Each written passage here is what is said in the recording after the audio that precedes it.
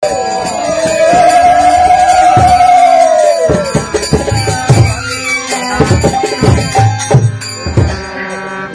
মামা বলে চিৎকার করতে আরম্ভ করেছি, সোপারানি আর হরিচন্দ্র দৌড়িয়ে এসে বাবাকে জড়িয়ে ধরে তুলে নিয়েছি, বুকে টেনে নিয়েছি।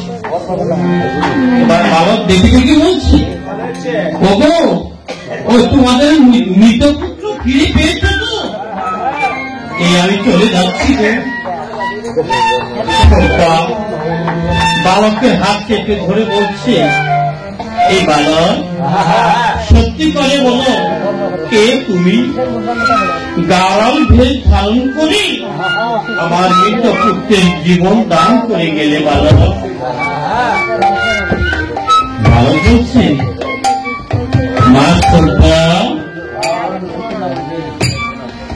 আমি তো সে দিবঙ্গ বঙ্কিমঠা আমি গোলাপ করে নিরঞ্জন।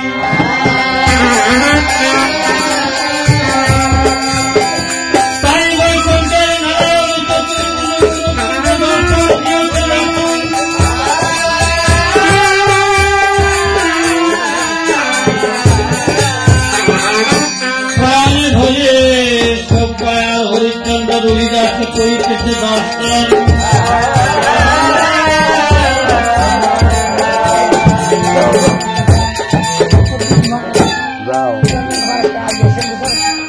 যখন সব্বা হরিচন্দ্র রবিদাস নারায়ণকে প্রণাম করেছে, এবার নারায়ণ দেখে দেখি বলছে, হরিচন্দ্র আমি বিশ্বামিত্র সেটি তোমার এই সখা গোলাপ পৃথিবী আমি গ্রহণ করেছি। ব্রাহ্মণ থেকে তোমার স্ত্রীকে আমি কিনে নিয়েছি, সর্প হয়ে তোমার পুত্রকে আমি ধ্বংস করেছি, চন্ডাল হয়ে তোমাকে আমি কিনে নিয়েছি। এখনো কর্ম আমি কেন করেছি জানা হরিচন্দ্র? এই জগতের বুকে একমাত্র তোমাকে পরীক্ষা করার করি। হরিচন্দ্র, আজকে তুমি আমার পরীক্ষায় উত্তীর্ণ হয়েছ। যাও হরিচন্দ্র, এই আমি তোমার স্বরাজ্য তোমাকে ফিরিয়ে দিচ্ছি। তুমি স্বরাজ্যে যাই পুনরায় রাজ্য পাঠ গ্রহণ করো, প্রজা পালন শাসন করো। এই বলে বৈকুণ্ঠে নারায়ণ অন্তর্ধান হয়ে গিয়েছে। তখন আর এদিকে সব্বা আর হরিচন্দ্র শ্মশানে কাছে পরিচয় হইল।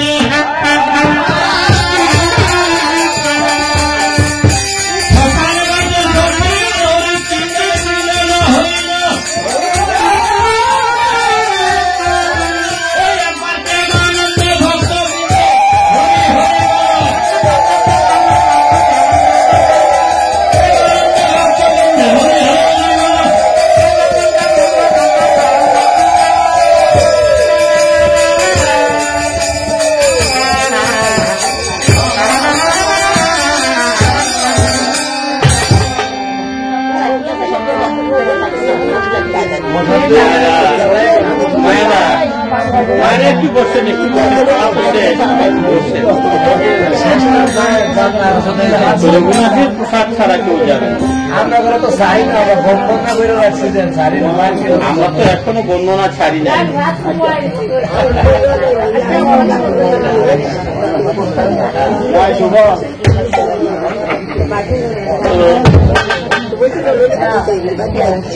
সুদীজন, এখানে হরিচন্দ্র শ্মশান মিলন পালাহারিকে সমাপন।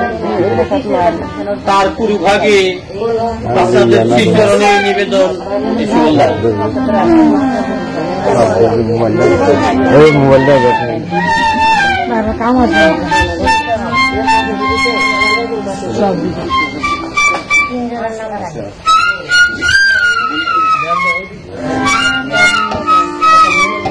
তো এখানে হয়েছে আমাদের হরিচন্দ্র শ্মশান মিলন পালা সমাপন। তার আগে আপনাদের শ্রীচরণের নিবেদন, আপনারা কত কষ্ট করে আরামের ঘুমকে হারাম করে শ্রবণ করছেন রামায়ণ গান। রামায়ণ গান সমাপন অন্তে আপনাদের জন্য একটু কর্তৃপক্ষরা সেবার আয়োজন করেছে, আপনারা দয়া করে একটু সেবা পেয়ে যাবেন। আর আজকে আমরা যে বিধি আত্মা শব্দটির লক্ষ্যে অন্ত্যেষ্টি ক্রিয়া দিবস সমাপন আনতে সাধ্যবাসনে হচ্ছে রামায়ণ গান। আসুন আমরা সবাই মিলে রঘুনাথের চরণে একটু প্রার্থনা করব। রঘুনাথ, তুমি আমার কথা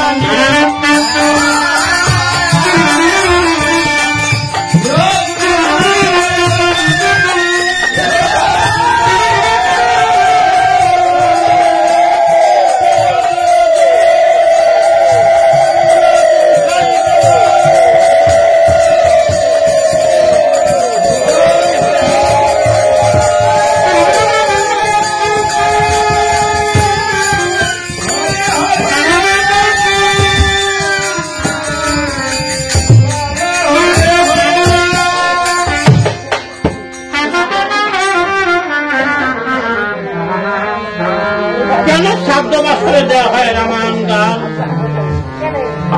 এর আবেদনিক অর্থ কি? অনেকে কিন্তু রামায়ণ গানটাকে মূল্যায়ন করে না। কেন শ্রাদ্ধ বাসরে রামায়ণ গান দেওয়া হয়? আমি বলি সভ্য সভায় এর আবেদনিক অর্থ আমি একটু বলে যাই। উনি যখন মারা গেলেন, উত্তরাধিকারী সূত্রে উনার পুত্রগণ, পল্লপুত্র যারা আছে তারা পাড়া প্রতিবেশীকে ডেকে নিচ্ছে। পাড়া প্রতিবেশী তা উনাকে শ্মশান ঘাটে বাঁশের দুলায় চড়িয়ে শ্মশান ঘাটে নিয়ে গেছে সৎকার করার জন্য। যারা সৎকার করে তাদেরকে আপনাদের দেশের ভাষায় কি বলে? শ্মশান বন্ধু বলে না কাষ্ঠজ্ঞাতি বলে? শ্মশান বন্ধু। উনাকে সৎকার করার জন্য শ্মশান বন্ধুরা নিয়ে গেলেন। মায়েরা কথাটা মন দিয়ে ভালো করে শুনেন। উনাকে শ্মশান ঘাটে নিয়ে গেলেন। শ্মশানে উঠে যখন উচ্চেশ্বরে উনারা ভোলানাথের ধ্বনি করে, ভোলানাথ কিন্তু প্রধান সংহার কর্তা দেবাদিদেব মহাদেব, উনি হলেন প্রধান শ্মশান বন্ধু। উনি না আসা পর্যন্ত একটা মৃত লাশ কখনো সৎকার হতে পারে না। তাই উনার যখন উনার নামে উচ্চেশ্বরে ধ্বনি করে, সেই ধ্বনি শ্রবণ করে পাগলা ভোলা চলে আসে শ্মশানের বাসরে। এই মৃত ব্যক্তিকে সৎকার করে উনার সঙ্গে চলে যায় তিনটি আত্মা মহাদেবের আলয়ে। পরমাত্মা, আত্মা রাম, আত্মা রামেশ্বর। এই তিনটা আত্মা কিন্তু বেদের অতীত। এই তিনটা আত্মা চলে যায় মহাদেবের আলয়ে। আজকে আর দুটি আত্মা উদ্ধার হয় বেদাদি ক্রিয়াতে, জীবাত্মা, ভূতাত্মা। আজকে এই শ্রাদ্ধ বাসরে খাওয়ার আয়োজন করা হয়েছে, 4টে ডাল ভাতের আয়োজন করা হয়েছে। যারা শ্মশান বন্ধু ছিলেন তাদেরকে অবশ্যই আপনারা 4টে ডাল ভাতের নিমন্ত্রণ দিয়েছিলেন না? কিন্তু যিনি প্রধান কাষ্ঠজ্ঞাতি শ্মশান বন্ধু, সে দেবাদিদেব মহাদেব, ওনাকে কি নিমন্ত্রণ করা হয়েছিল? ওনাকে তো নিমন্ত্রণ করা হয় নাই। ঠিক নিমন্ত্রণ করছে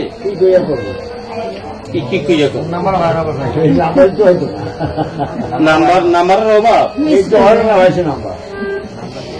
নাম্বারের অভাব।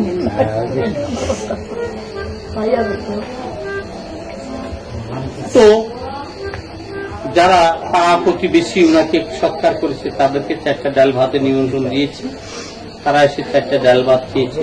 কিন্তু যিনি প্রধান শ্মশান বন্ধু কাষ্ঠজ্ঞাতি দেবাদিদেব মহাদেব, উনাকে নিমন্ত্রণ করা হয় নাই। মহাদেবের আরেকটা নাম রামেশ্বর।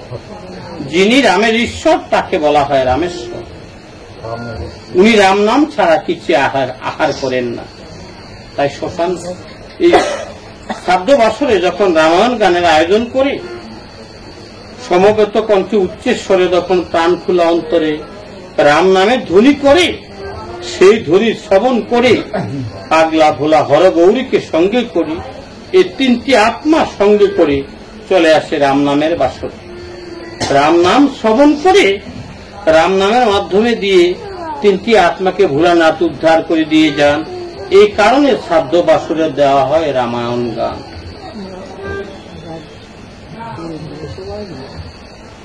ওরে কৃত্তিবাস পণ্ডিতের হল জন্ম শুভক্ষণ। কৃত্তিবাস পণ্ডিতের হল জন্ম শুভক্ষণ।